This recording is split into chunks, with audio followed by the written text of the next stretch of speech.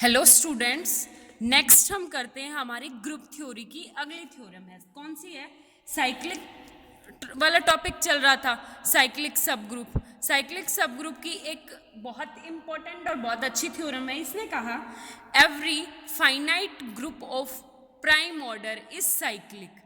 जो भी कोई ग्रुप हो मेरा और उसकी अगर ऑर्डर फाइनाइट है, फाइनाइट में भी अगर प्राइम नंबर ऑर्डर है तो उसको वो क्या होगा? हमेशा साइक्लिक होगा। एक बार ऑर्डर क्या होता है? ऑर्डर हमारा ग्रुप का क्या होता है कि number of elements in the group, उसे बोलते हैं ऑर्डर। फॉर एग्जाम्पल आप लोगों का क्या है? ऑर्डर ऑफ जी डिनोट ऐसे करते हैं, order of G equal to pre, where P is a prime number. ठीक है, आई बात समझ में? अब हमें प्रूव करना है कि ये जो मेरा जी है वो क्या है? साइक्लिक होगा। जितने भी प्राइम ऑर्डर के ग्रुप्स है वो क्या होंगे? साइक्लिंग होंगे। ठीक है, आगे बात समझ में। अब एक बात बताओ, इसने कहा कि जी अगर मेरा प्राइम ऑर्डर का है, प्राइम ऑर्डर, प्राइम नंबर क्या होते हैं? 2, 3, 5, जो किसी और नंबर से डिवाइड ना हो उसे बोलते हैं प्राइम नंबर। तो मिनिमम लीस्ट प्राइम कौन सा है? 2। ठीक है, अगर 2 है तो ऑर्डर ऑफ जी क्या होगा? Always greater than equal to 2।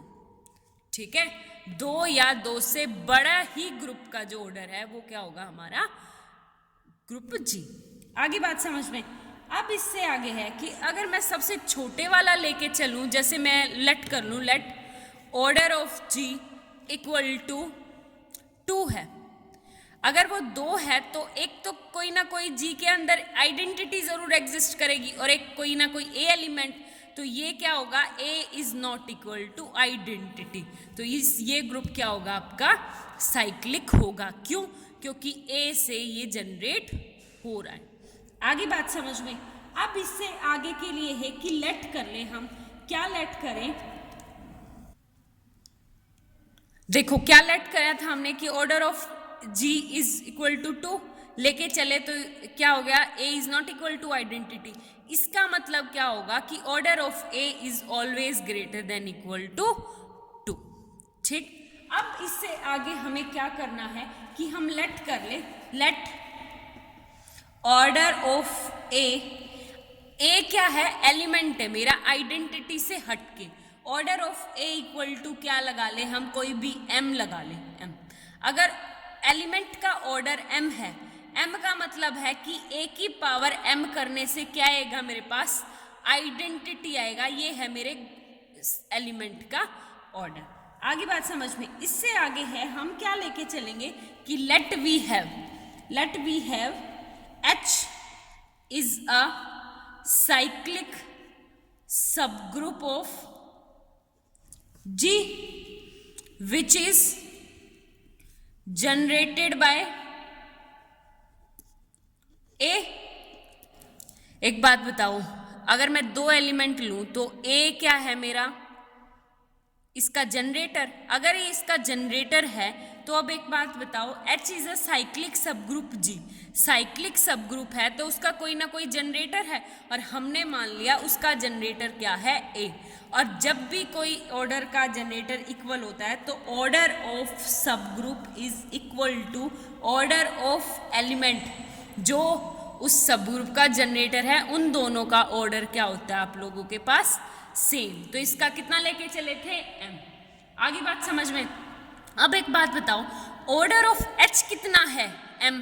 अगर ऑर्डर ऑफ h m है तो h g का सब ग्रुप है।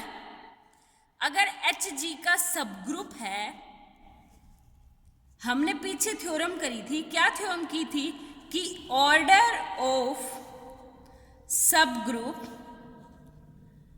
डिवाइड्स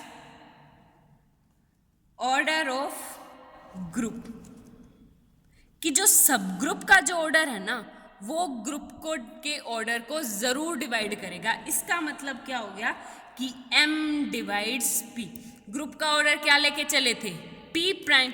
अब एक बात बताओ, m डिवाइड्स p, लेकिन P क्या है हमारे पास, prime number greater than equal to, तो क्या हो जाएगा आपके पास M इक्वल टू या तो P, सिर्फ एक ही कंडीशन में होगा, कब, जब मेरा M जो है वो P के बराबर आ जाए। आगे बात समझ में, तो इसी कंडीशन में वो इसको डिवाइड कर सकता है, क्योंकि P क्या है मेरा प्राइम नंबर, और M 1 तो है नहीं, 1 नहीं है तो इसके या तो बराबर होगा, तो P क्या हो गया M के बराबर। आई बात समझ में, तो H इक्वल टू क्या होगा, जब भी दो ऑर्डर्स सेम हो, किसी भी ग्रुप के दोनों ऑर्डर सेम हो, तो इसका मतलब क्या होता है, वो आइसोमॉर्फिक होते हैं। आइसोमॉर्फिक तो H इक्वल टू कितना आ जाएगा G, H क्या है मेरा साइक्लिक, तो G भी कितना हो जाएगा साइक्लिक। आगे बात समझ में, सेम ऐसे ही है, आपकी फर्स्ट थ्योरम प्रूव कर दी। नेक्स्ट